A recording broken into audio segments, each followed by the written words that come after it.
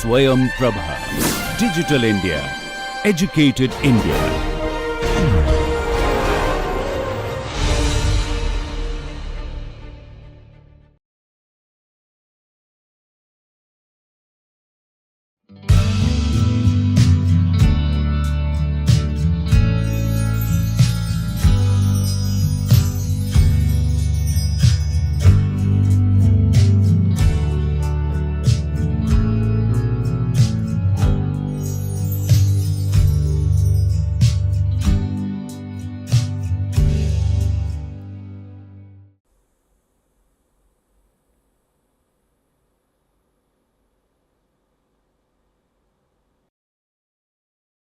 Hello everyone, welcome to the 22nd lecture of this massive open online course on Sociology of Development. As you know, we are in the 9th week of this course, and in the last lecture what we have discussed the Latin American dependency school in the context of the radicalization of the ECLA tradition, I mean the United Nations Economic Commission for Latin America,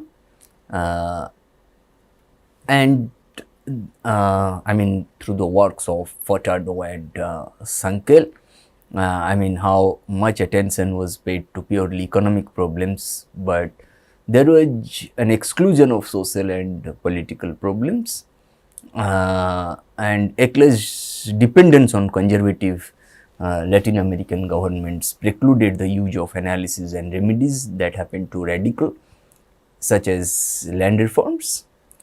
And Furtado, so far as the radicalization of the ECLA analysis is concerned, looked at lack of capital in underdeveloped countries, mainly to external factors, I mean the periphery of exported raw materials and imported industrial goods, solution in import substitution. Furtado looked at Brazil, I mean developments leading up to the military coup in 1964, rejection of the earlier emphasis on the growth of productivity. Through economic development in Latin America, Furtado looked at capitalist development not only in the center, I mean not only in the developed countries, but also in the periphery, I mean the less developed countries. And the ECLA strategy of industrialization that increased foreign dependence, and Furtado tried to look at development through Marxism coupled with Keynesian theory. And Sankel, when we look at radicalization of the ECLA analysis, Sankel rejected a revolutionary solution, I mean a radical socialist revolution in Sankel's opinion is a highly improbable historical event in the immediate future of Latin America. He emphasized on the internal factors, national development policy, vis-a-vis, I mean in relation to domestic situation, that is the gist of the radicalization of the ECLA analysis.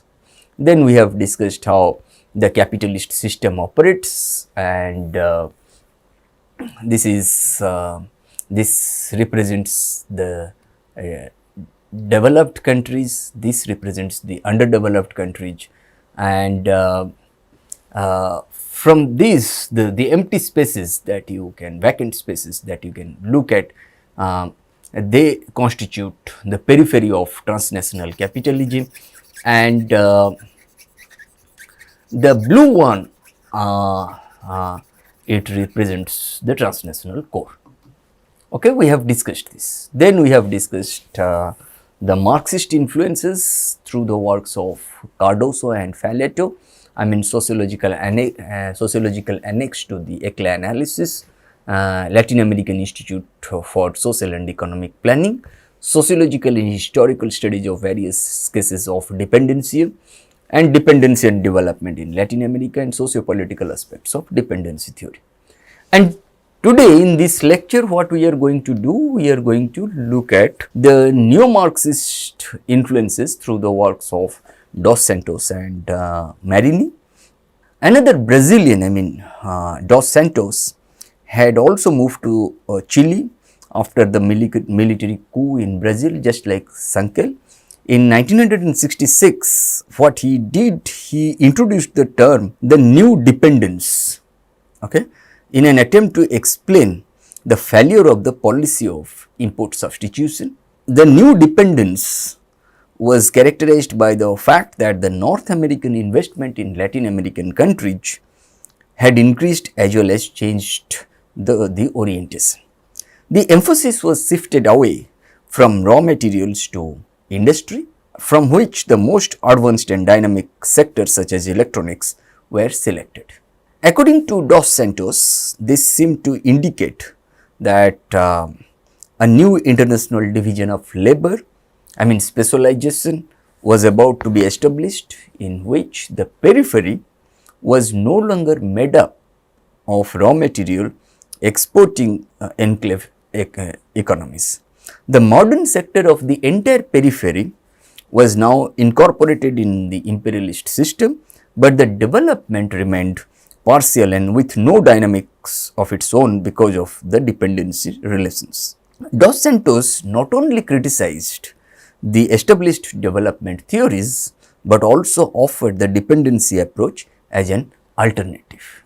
What he meant by dependence, it's a situation in which the economy of certain countries is conditioned by the development and expansion of another economy to which the former is subjected. The relation of interdependence between two or more economies and between these and world trade assumes the form of dependence, with when some countries, the dominant ones can expand and can be self-sustaining, while other countries, the dependent ones, can do this only as a reflection of that expansion, which can have either a positive or a negative effect on their immediate development. Such a reflection, it's very important to have such reflection vis-a-vis the widening debate on the dependency theory during the 1970s. The Latin American societies could, in Dos Santos's opinion, only be studied if allowances were made for the fact that they were an integral part of the world capitalist system. To analyze the problem of development from a historical point of view, Dos Santos identified three different forms of dependence. What are those three different forms of dependence? 1. Colonial dependence, 2. Financial industrial dependence, and 3. Technological industrial dependence. The colonial dependence, the first one, was characterized by trade monopolies complemented by colonial monopolies of land, mines and labor in the colonized countries. The second form of dependence occurred during the later part of the 19th century and was characterized by large concentrations of capital in the developed countries and by investments in the production of raw materials and agricultural products in the less developed countries. The countries belonging to, the less developed countries developed into export economies, the structure of which was marked by their position of dependence. And the third one, the technological industrial dependence, the third form of dependence came into existence after the Second World War and was characterized by multinational corporations establishing industries that were linked to the dependent countries' domestic markets. And Dos Santos's writings are primarily related to the technological industrial dependence, okay, which constitutes the new dependence. The new dependence. Okay, this is extremely important. Okay, what is the new dependence then? No, the technological industrial dependence for Dos Santos is the new dependence. And the new dependence was essentially an answer to the ECLA policy of import substitution as well as an attempt to demonstrate the limitations of this kind of policy, limitations of the import substitution policy. The industrialization resulting from the policy of import substitution was doomed to stagnation after a short while because of the restrictions placed by the expansion of the domestic market by dependence. And these restrictions were: first, the working class was heavily exploited, which limited its purchasing power. Secondly, the technology was capital intensive, which created relatively few jobs because of the prevalence of unskilled labor force. And thirdly, the repatriation of profits led to an extremely limited domestic surplus. Dos Santos came to the conclusion that the alleged backwardness of these economies was not caused by a lack of integration with capitalism, but rather that the most serious obstacles to their overall development were due to the international system and its laws of development. The solutions proposed by organizations such as the ICLA as well as UN were therefore insufficient. The only alternatives were, according to Dos Santos, military regimes which opened the door to fascism, or revolutionary regimes which laid the foundation of socialism in, for example, in Chile. This tendency towards a polarized view between fascism on the one hand and socialism on the other, which was in no way peculiar to Dos Santos, was presumably a result of the fact that most of the dependency theorists came from either Brazil or Chile. According to Dos Santos, the concept of dependence could not be formulated outside the boundaries of the theory of imperialism. This is very important. Theory of imperialism. I mean, Lenin suggested that imperialism is the highest stage of capitalism. Okay? When I said the concept of dependence according to Dos Santos could not be formulated outside the boundaries of the theory of imperialism, but should be seen as a complement to the term imperialism, since dependency is the internal face of imperialism in Latin American countries. A dependency theory was therefore needed as a complement to the theory of imperialism. And the theory of imperialism should analyze the factors behind the internationalization of capitalism, whereas the dependency theory should demonstrate the effects of this process in the relevant countries, maybe in Latin American countries, maybe in African countries, maybe in Asian countries, and so on. And Dos Santos later abandoned such definition of dependence and attached greater importance to the internal structures, just like Sankel. Dos Santos emphasized the fact that the internal characters, determined social changes. However, dependence created the prerequisites for the development of internal structures, and the relation between the external and the internal factors was considered as dialectic. Okay? That is why we very often say that the distinction between the external and internal factors is not rigid but porous, and the demarcation between external and internal factors is naive, and so on. Similarly, you will find Marini was also a member of the group of Brazilians working in Chile. He was primarily engaged in the formulation of a model that could explain how capitalism at the global level could simultaneously generate development in one part of the world and underdevelopment in another. Marini made a strong distinction between dependent or peripheral capitalism and the form of capitalism found in the centers. The development of peripheral capitalism was conditioned by that of the development of capitalism in the more advanced capitalist countries. This form of dependence led to a transfer of surplus from the peripheral countries to the center, from the less developed countries to the more advanced capitalist nations. The peripheral economies were, according to Marini, dominated by foreign capital the production of which was primarily intended for export, and this implies that in these countries the firm's realization of profits was basically dependent on the or was basically independent of the domestic demand, primarily determined by the workers' wages. In this way, the worker's role was limited to that of producing as cheaply as possible, which in turn meant that their wages could be pressed down.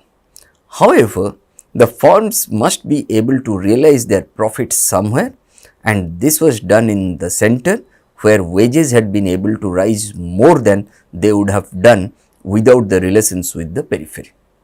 According to Marini, both workers and capital owners in the center had a common interest in maintaining their contacts with the periphery in a way that enabled them to continue exploiting the economic surplus. Marini introduced the concept of super exploitation in order to explain the process of exploitation in the less developed countries, which was made possible by the fact that domestic demand was of little importance to the firm's realization of their profits. The low wages led to the eventual stagnation of the small domestic market, with an economic crisis as the inevitable result.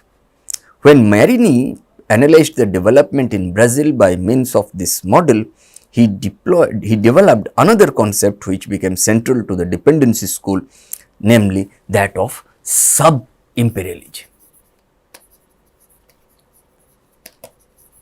Okay, this is important.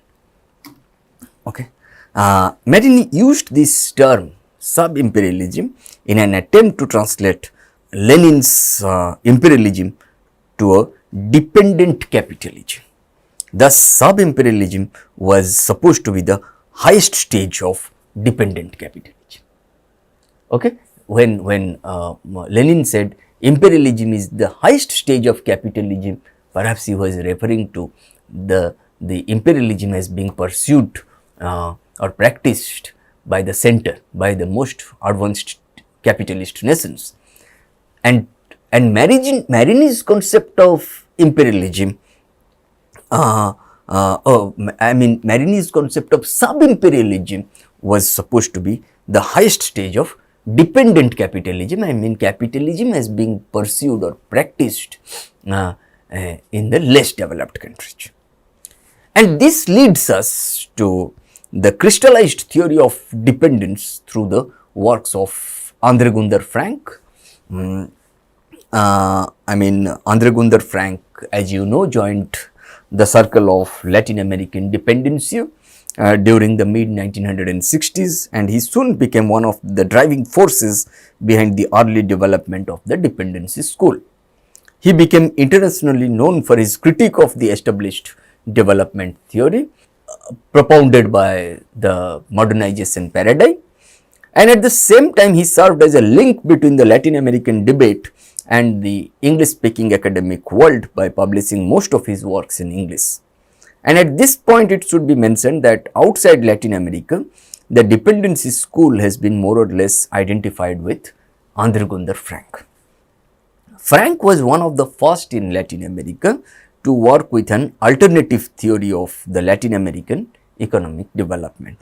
The earliest results from this attempt were presented in Capitalism and Underdevelopment in Latin America, published in 1969, and in this book, which was an analysis of the economic history of Brazil and Chile, he came to the conclusion that development and underdevelopment are two sides of the same coin.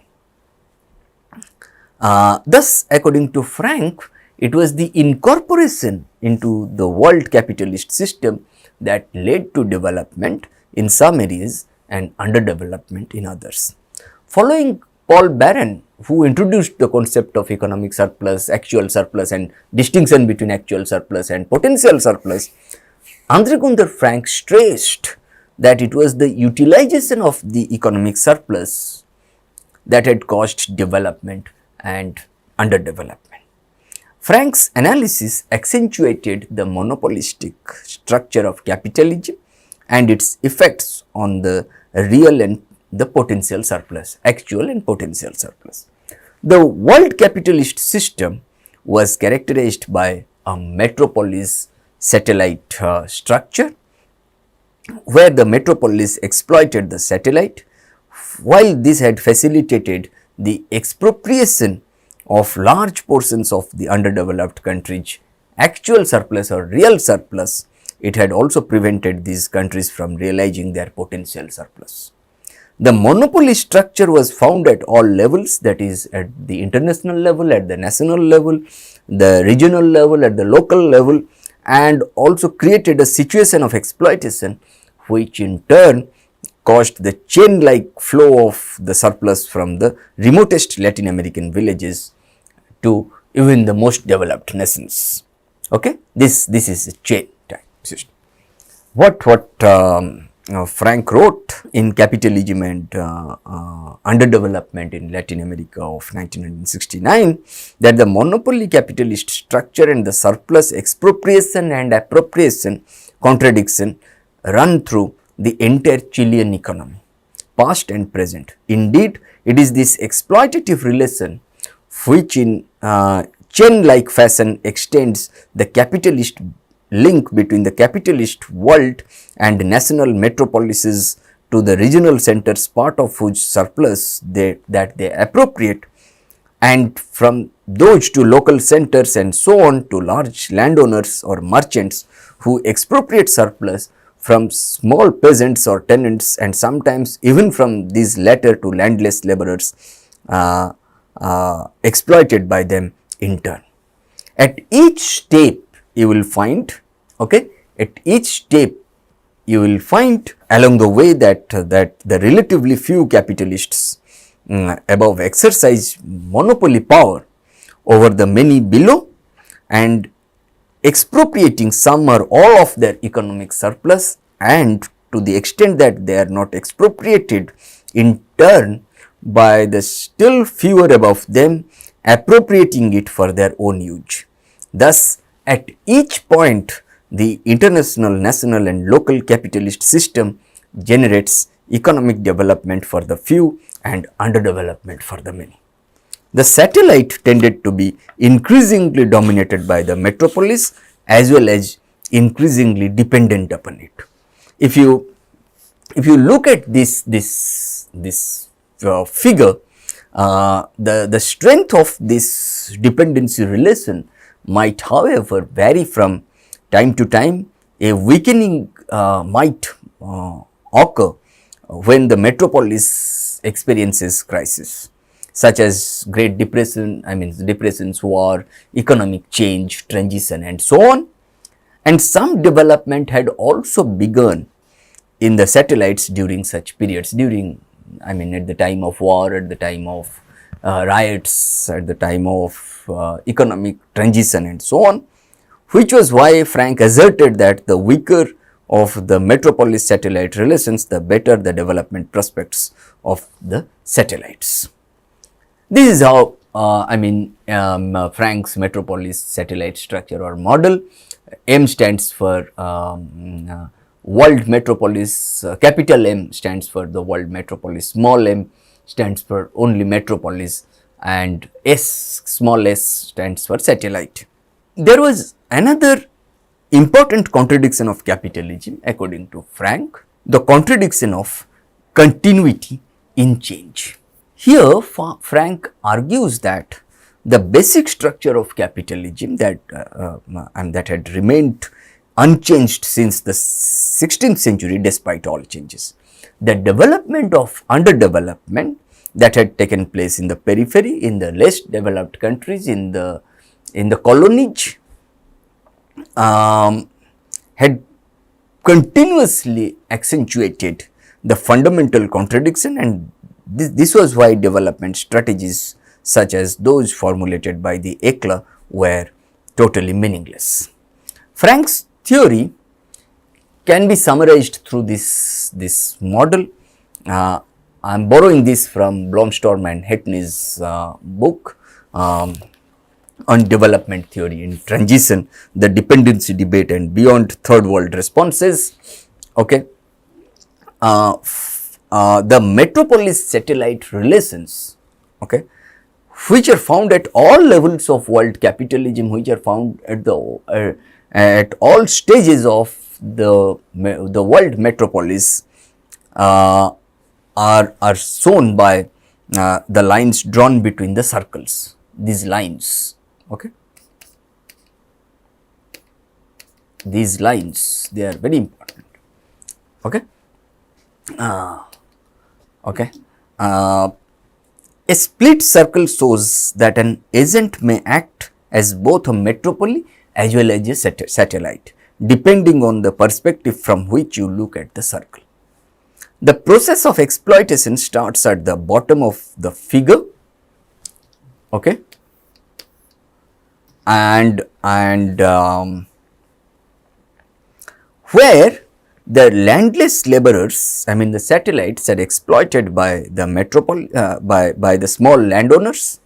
In this relation, the small landowners act as agents of the metropolis and can thus appropriate part of the surplus. However, they cannot keep all of it. Some of it flows up through the system, since the small landowners are exploited by the large landowners and traders, and in this relation assume the role of satellites.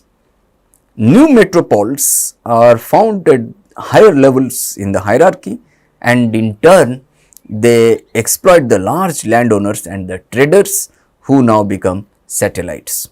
Thus, the economic surplus flows upward in the system in a chain-like fashion until it eventually reaches the world metropolis, that is capital M, that is the world metropolis. In other words, a comprehensive view about world capitalism and the fact that the world capitalist system embraces the entire economy of each member country were, according to Frank, important prerequisites. Thereby, Frank rejected the notion of dualism, an economy consisting of two separate unconnected sectors, one modern and the other traditional.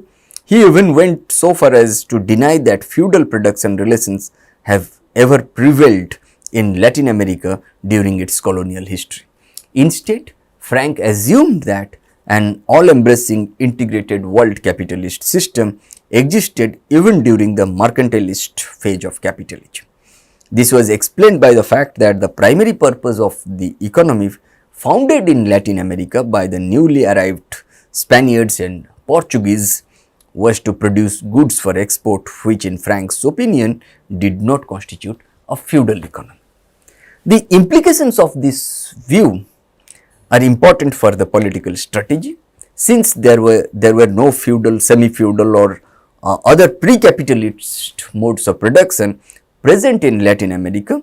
There was no reason for organizations of the left to support a bourgeois democratic revolution. All efforts should instead be directed towards a socialist revolution, according to Frank. It may be argued that Frank's writings gave the dependency theory a paradigmatic form, and this is how, if the latter, we mean that the theory could now be expressed in a small number of theses that were contrary to established ideas, while at the same time they seem to be in better agreement with the reality of the third world, was the prevailing orthodoxy in development theory. Now, coming to the essence of the dependency perspective, there is a great deal of confusion about what the dependency school actually represented and about what it really said about the concrete effects of dependence, the relative importance of external and internal factors, and so on. Consequently, the critique of the dependency school, to which school has often been sweeping and unfair. It is quite natural for the object of the critique to react by not recognizing herself or himself by considering it to be a caricature. For example, Cardoso made this kind of reaction that the most general and formal Andhra Gundar Frank's works are received as though they were his best. The formal definition of dependency furnished by Dos Santos is appended. The problematic of sub-imperialism and marginality is sometimes inserted. One or another of my works or of Sankel is footnoted, and the result is a theory of dependency, a strong and easy to destroy. Okay. Cardoso's reaction is understandable. The theoretical positions taken up by the representatives of the dependency school are far from being as homogeneous and unequivocal as the critic might lead one to believe. Nevertheless, after a relatively thorough examination of the majority of the dependency school's theoretical contributions, it is not difficult to understand the critics either. Since the various advocates of the dependency school group themselves differently depending on the issue, it is almost impossible to provide a systematic account of its theoretical positions. Most of the suggested classifications have one common flaw, one dimensionality. Why I am telling you that one dimensionality, although all these approaches are relevant in their own ways, a comparison between them shows that different criteria of classification may lead to quite different conclusions about the role of dependency theory. It is therefore necessary to construct a multidimensional scheme in which the various criteria are made explicit, and Blomstrom and Hetney have used 6 dimensions which enable them to sum up the various views of dependency theorists in a more nuanced way. 1. Holism versus particularism. 2. External versus internal. 3. Economic versus socio-political analysis. 4. Sectoral or regional contradictions versus class contradictions. And 5. Underdevelopment versus development. And 6. Voluntarism versus determinism. We will go one by one. Okay. Before moving on to the critics of dependency theory in the next. Along this dimension, holism and holism versus particularism, along this dimension we locate we are trying to discuss here, we are trying to locate the authors who produce global models, the dynamics of which are determined by the system in its entirety, rather than by processes in the various parts of the system. Others construe an overall perspective from the constituent parts. In his critique of the modernization perspective, Frank used the term or used the concept of holism as a specific criterion by means of which he rejected the bourgeois theory of development. Frank stressed that underdevelopment in a particular country can only be understood when it is seen as an effect of that country's position and function in the larger system of which it is an integral part. This holistic ambition eventually leads to an analysis of the global accumulation of capital of the type carried out by Frank and later on Samir Amin. Samir Amin recently passed away in 2018, and Sankel's model of transnational capitalism is characterized by a similar holistic ambition. Here, it is also found that we also find a dynamic which determines the way in which the whole system works. It might be called structural dualism at the global level, and other dependency theorists have narrowed down their analysis to the dependent societies, mostly less developed countries, and refrained from global approaches. For example, Dos Santos and Marini. If you look at Dos Santos and Marini, neo-Marxist influences we have discussed, that who both try to develop a special theory about peripheral capitalism, and to Cardoso and Faleto, who saw the dependency approach as a method of a concrete analysis of the periphery. Okay, that's why one might argue in favor of a world system theory as a breakaway group of the dependency school and the establishment of a distinct theoretical tradition. That's why Blomstorm and Hetney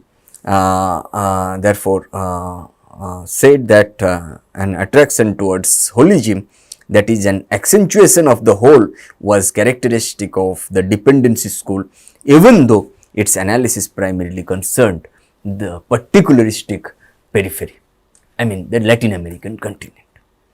Coming to the second structural dualist position, that external versus internal, it is a question of what really governs development in a peripheral economy, external or internal factors.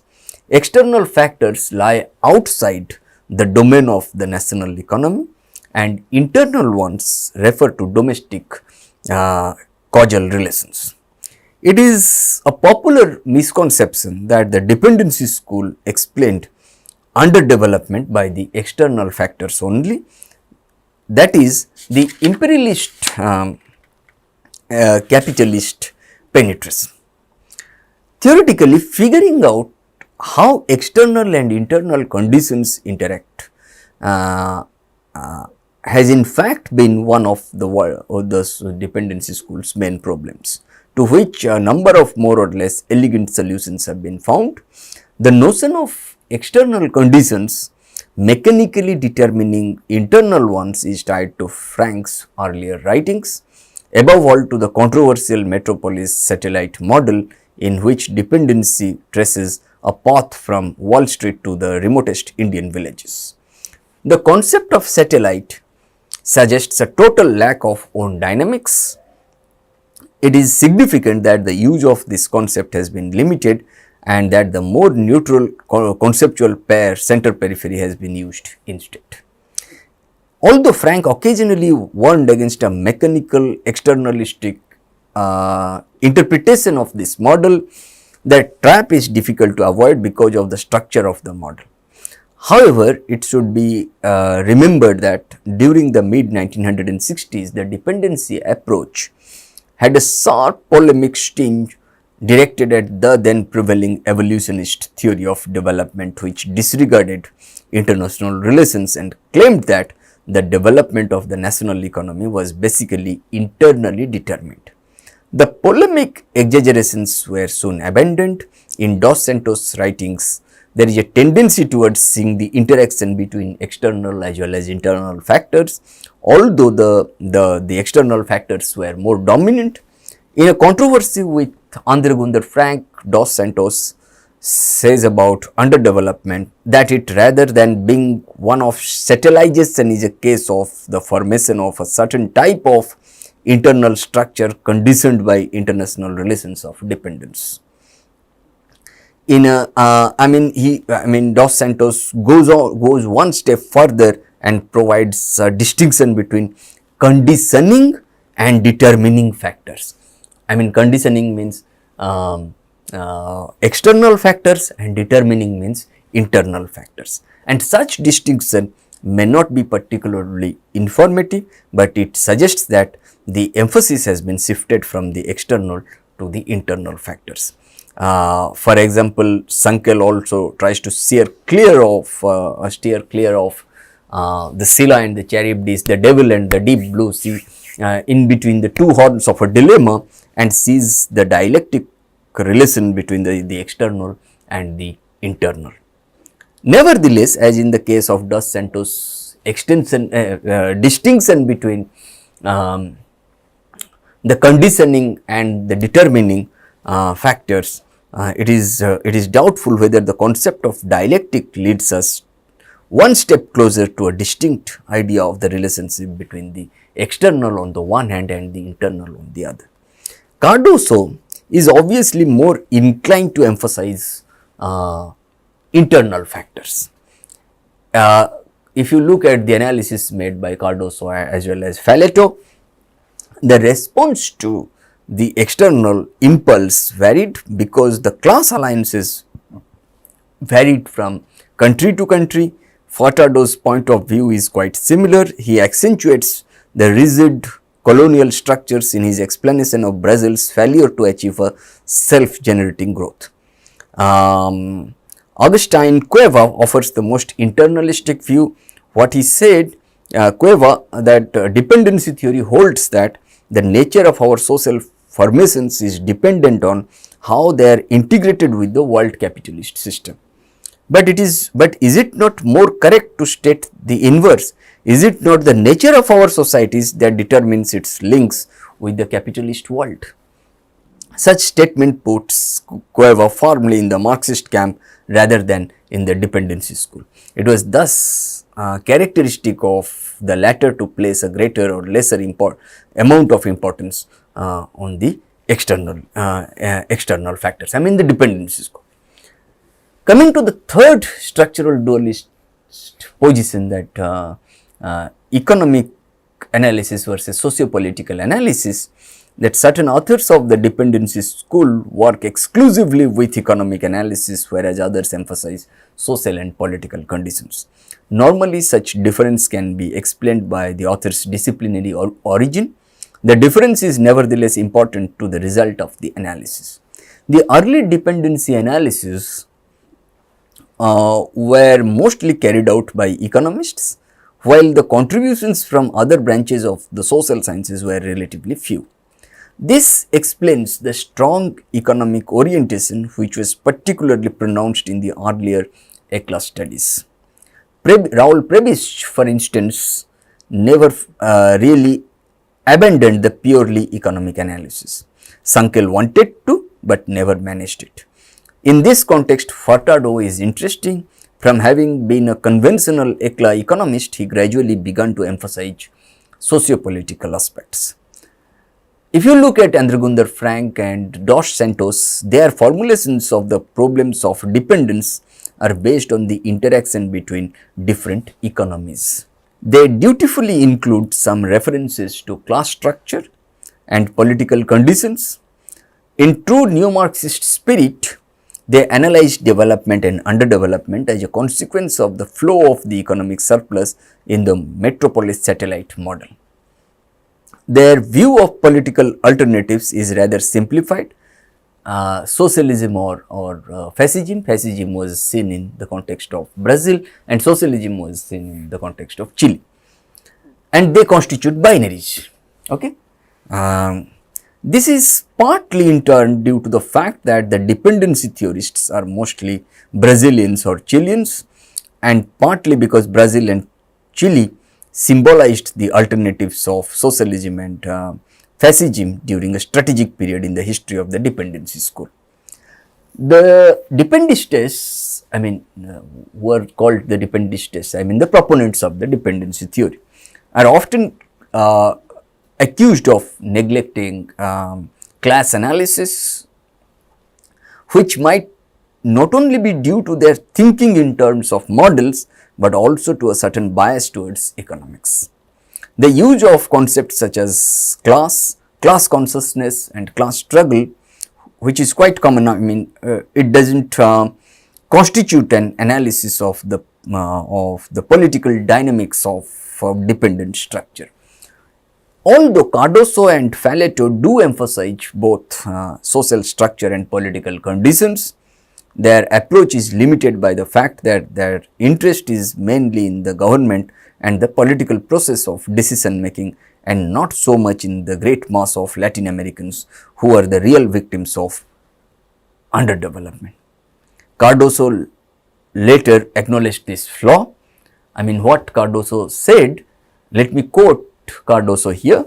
To Cardoso, what is important is to try to understand and encourage social forces to counterbalance the power of private enterprise and the political presence of the armies in countries where the armies are politically important. Cardoso is thinking of popular movements and grassroots kinds of reaction.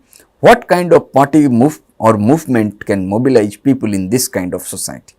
The problem of development cannot remain restricted to a discussion about input substitution, not even to a debate on different strategies for growth in terms of export or non-export policies, internal or external markets, orientation of the economy and so on.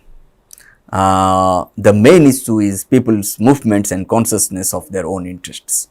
In other words, Cardoso uses a broad interdisciplinary approach, a historical structural analysis as he calls it, which considers both structural determination and historical change. Even if underdevelopment is determined by a given structure, the process is, in Cardoso's opinion, not mechanical but dialectic, containing dynamics, changes and alternatives. Coming to the fourth one, sectoral or regional contradictions versus class contradictions. While some authors accentuate the fact that a regional or sectoral polarization occurs in the total system, both at the international level as well as at the national level, others base their analysis on the fact that the fundamental conflict is found in class contradictions. In other words, these authors seek the dynamics in the class struggle. For example, Marxists often criticize the dependency school for its lack of class analysis. The contradictions in Frank's metropolis satellite model were primarily regional. Despite several attempts at modification, the impression of regions opposing each other in some kind of exploitative relationship remains. In Frank's opinion, the Latin American bourgeois is incapable of starting a process of accumulation and unconscious of its own needs and interests. And such class analysis is furthermore restricted to the bourgeois, the lumpen bourgeois, which from a Marxist point of view disqualifies it, since class must be thought of as a concept that implies relations. Relations of what? Relations of production. Okay. Marini's analysis, for instance, also rests on regional contradictions. He claims that capitalists and workers jointly exploit the periphery. Looking at Sankel's approach, we find that he emphasizes, Marini emphasizes the sectoral contradictions between the transnational sector and the underdeveloped economy. This contradiction is dominant with an inhibitive effect on class consciousness and class struggle. Cardoso tries to carry out a class analysis, but in a rather complicated and diffused fashion, which seems to annoy those who are used to the primary contradiction between labor and capital as factors of production. Cardoso claims that the class structure which developed in Western Europe is basically different from the class structure which developed in, for example, in Brazil, and that a priori it is impossible to say which is progressive and which is reactionary. The components of his analysis are not the classes, but the structural relationships between various social groups. Coming to the fifth structural dualist position that talks about underdevelopment versus development, dependency theory is often used synonymously with theory of underdevelopment and to certain representatives of the dependency school. Development is totally incompatible with any kind of dependence. Here again, we find Frank representing the most extreme view, development of underdevelopment, while the opposite view is held by those who are close to classical Marxism. It should be pointed out that by development in this context we mean capitalist development. The question then is capitalism possible in the periphery, in the less developed countries? To Marx and Engels, this was a matter of course almost equivalent to a natural law, a position from which a Marxist can only stray with some difficulty. Cardoso claims that capitalist development in the less developed countries is possible but limited to what he calls dependent capitalist development or associated dependent development. Okay. Cardoso's historical structuralism implied a dialectic view of development as a process of containing changes and alternatives. Somewhere in the middle of the spectrum, for example, Sankel and Dos Santos, especially Dos Santos, who rejected Frank's theory of development of underdevelopment and claims that it is necessary to realize that development and dependence might in certain situations be expected. Sankal's approach is a little pessimistic in the sense that he sees underdevelopment as a long inevitable process that threatens large parts of the periphery. When I say large parts of the periphery, I mean large parts of the less developed countries with marginalization and stagnation. Nevertheless, it should be pointed out that it is certain structural segments of the countries of the periphery that are being underdeveloped, not the countries per se. As opposed to the center, these peripheral segments are of such a magnitude that they affect the entire national economies. Coming to the last structural dualist position, voluntarism versus determinism, the various representatives of the dependency school have all taken great care to keep their analysis politically relevant, and the majority of them are all advocates of a rather loosely defined socialist revolution.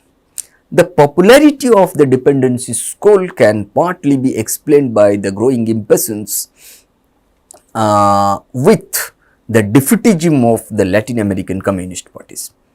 The official Marxist analysis stated that the Latin American countries must develop from feudalism to capitalism, and consequently the Communist Party's strategy consisted in supporting progressive bourgeois parties striving for a national industrial capitalist development and in fighting the alliances between feudal and imperialist forces.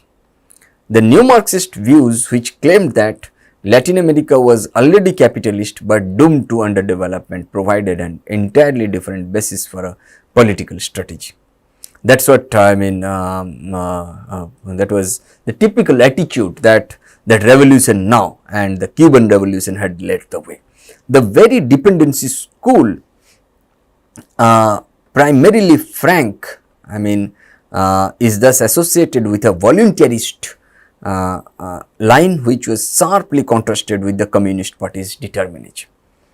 Other dependencies, other proponents of dependencies theory like Cardoso are found somewhere between these two extremes, between voluntarism on the one hand and determinism on the other.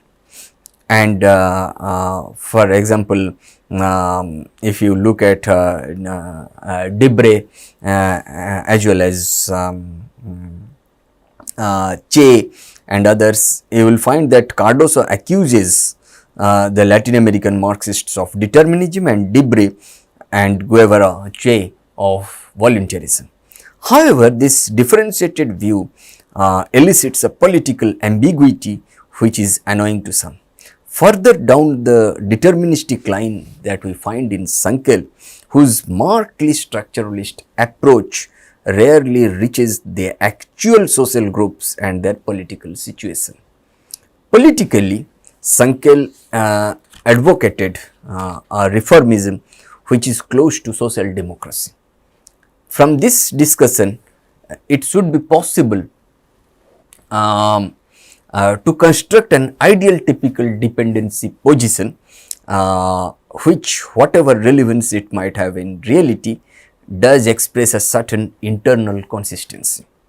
For example, a typical dependency position in terms of methodology would stress holism, external factors, economic analysis, sectoral or regional contradictions, polarization between development and underdevelopment, also socio-political analysis and so on, and the role of subjective factors in history. Generally, we might say that those who are consistently identified with the left antipole of the scheme assume a typical dependency position.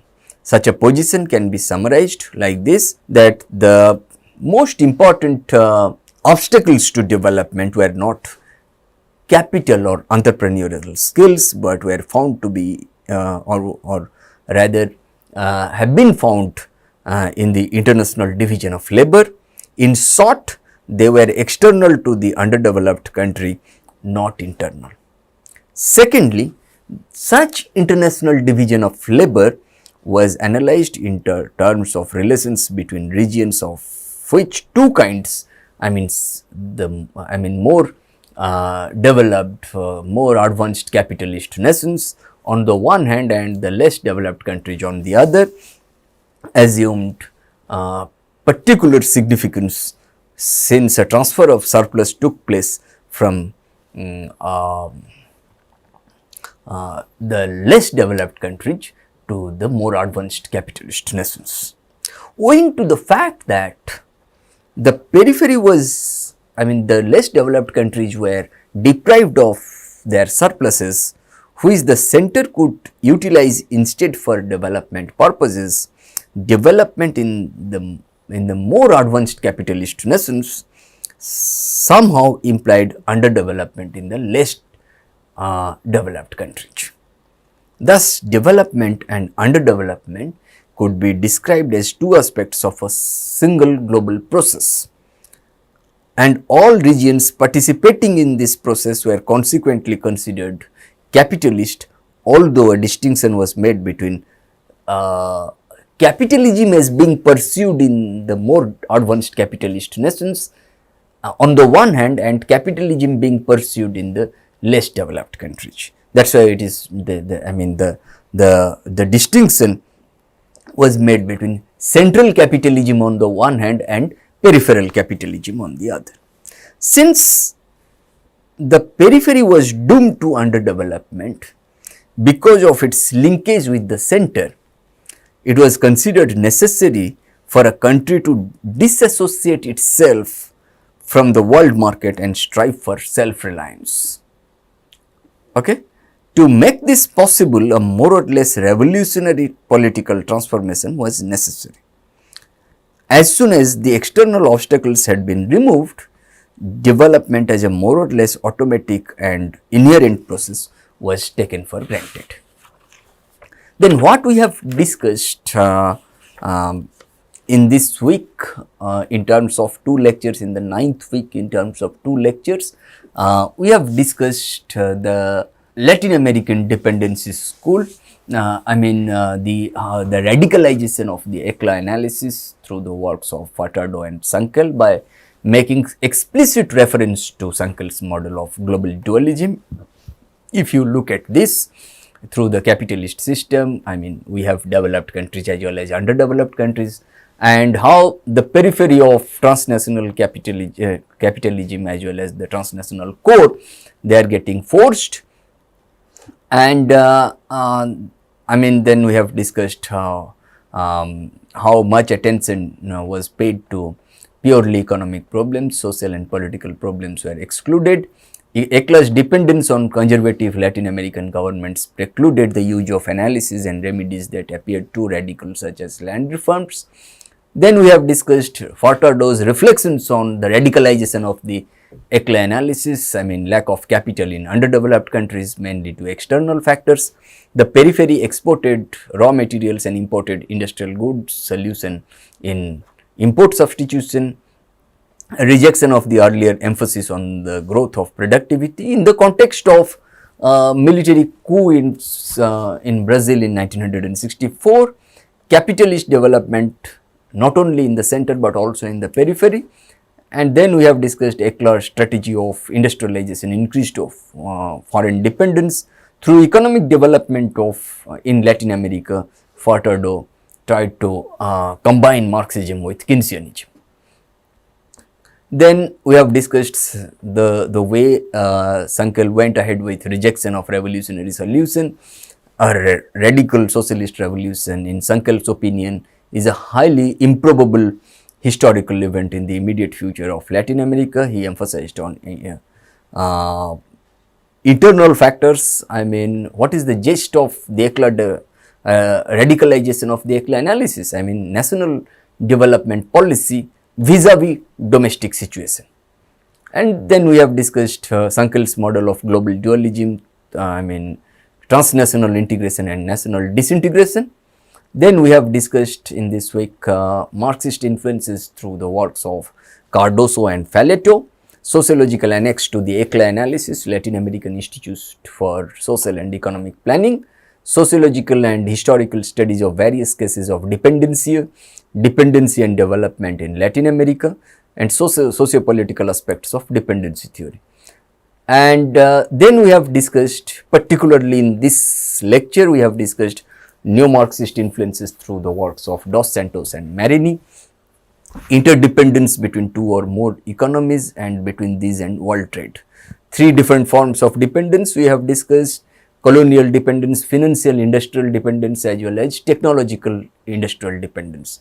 We have discussed theory of imperialism, sub-imperialism through the works of Marini, emphasis on internal structures, I mean through the works of Dos Santos, dominance of foreign capital, and so on.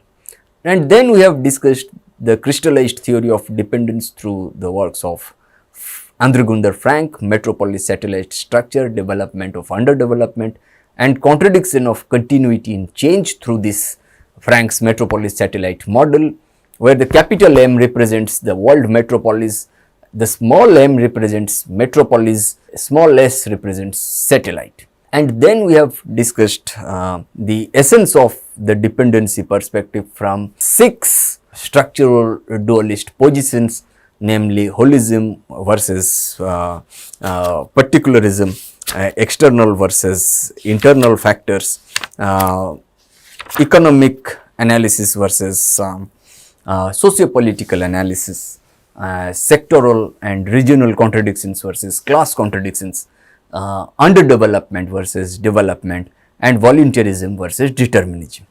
In the next week, I mean in the 10th week, okay, I mean we have come to the closer of the ninth week, okay. In the 10th week, in terms of 2 lectures, we are going to foreground the critiques of the dependency theory, I mean the neoclassical reaction, development versus underdevelopment, I mean the Marxist critique, and at the crossroads, the debate among the dependists, I mean the proponents of dependency theory. Thank you.